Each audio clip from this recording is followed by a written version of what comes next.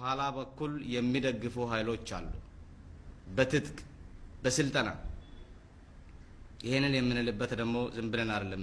የምንናገረው ተጨባጭ የሆኑ መስረጃዎችና መረጃዎች በእጃችን ስላሉ ነው። ሶማሊላንድም አለበት የጅቡቲ ወታደሮችም አሉበት አልሸባብም አለበት የዚህ ሁሉ ጥምር ኃይል ነው ጥምር የጥፋት ኃይል ነው የአፋር አርብቶ አደሮችን